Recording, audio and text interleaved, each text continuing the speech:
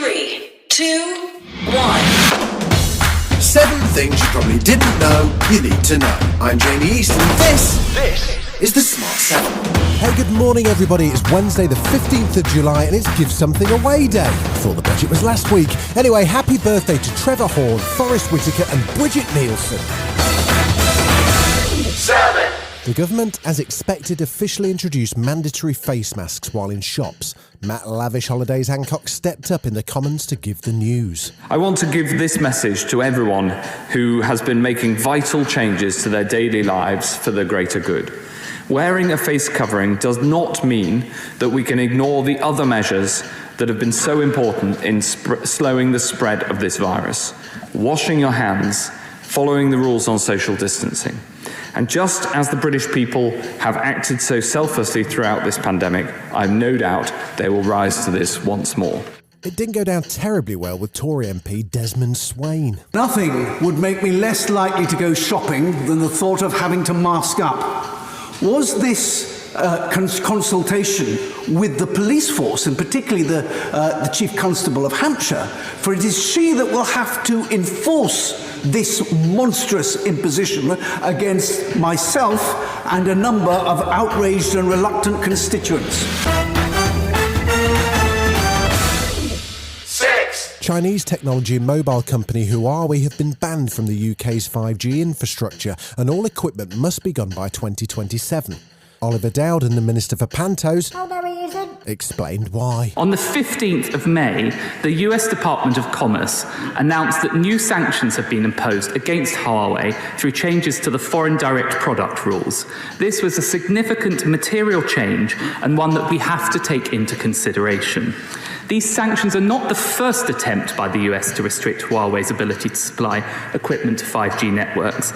They are, however, the first to have potentially severe impacts on Huawei's ability to supply new equipment in the United Kingdom. This has not been an easy decision, but it is the right one for the UK's telecoms networks, for our national security and our economy, both now and indeed in the long run.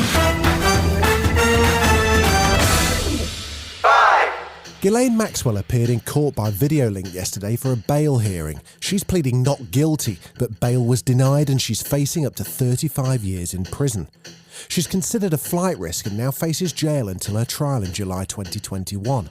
Former Assistant US Attorney Eli Honig spoke about what prosecutors would want if she tried to make a deal. Everything. That's the deal in the Southern District. There's no halfway cooperation. It is all or nothing. When you cooperate, you have to admit everything you did, you have to plead guilty to it, and you have to be willing to testify against others. I would take that little black book, first time I met with her in a conference room, and I would go through it, entry by entry, A to Z, each person. Who is this person? How do you know them? Were they at all involved? And do you have any other documents or evidence backing it up? You go through it start to finish. 4. Johnny Depp's libel trial against the Sun newspaper continued in court as his housekeeper and members of his staff testified about a pretty crappy situation. His housekeeper, Mrs. Vargas, speaking through a translator, described a rather unpleasant surprise as she made the beds after Amber Heard's 30th birthday party. Both sides dispute what the material in question was. Some say it was a dog with bowel problems, others point the finger at humans. Maybe it dropped a little like that scene in Bridesmaids. I need the toilet! Go! I need the toilet! No. No, Megan. No! No! Look away! Megan, no! Look away! Oh! The case continues. 3. In last night's Premier League, Chelsea beat Norwich 1-0, which gives them a strong grip on a top 4 Premier League spot and puts pressure on both Man United and Leicester. Meanwhile, ITV's lead football commentator Clive Tyldesley announced that he's been removed from big game commentary, so he took to social media yesterday to share his feelings on the matter. I was told about 3 weeks ago, so I have had some time to get my head around the decision, but I haven't got my head around it. To be clear, this is ITV's decision, not mine, and I'm upset, annoyed, baffled.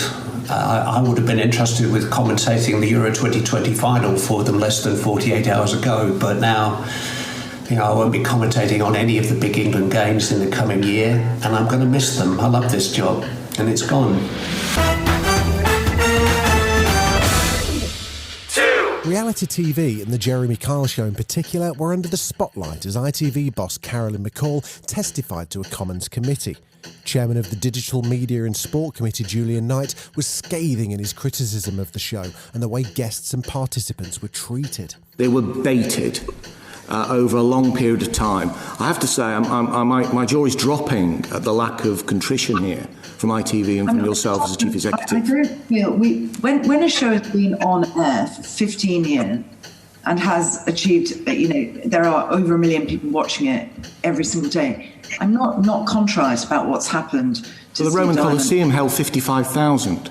It doesn't mean because it's popular means it was right. No, but it has been regulated for 15 years. But not well enough. Carole Baskin, famous as the rival to the Tiger King Joe Exotic, got royally stitched up by some English pranksters who took advantage of her videotaped birthday requests with this extraordinary shout-out. It's Carole Baskin at Big Cat Rescue. Hi, Rolf Harris. All your kids wanted to get together and tell you that you have really touched them and that they love all that you have done for them. I hear there's a lot of great stories about you and your best friend, Jimmy Savile. Can't wait to hear those. This has been the Smart 7. Be smart, wear a mask. We've got an Alexa skill now, so enable us and then just say, Alexa, play the Smart 7. We're back tomorrow at 7 a.m. Like and subscribe wherever you get your podcasts.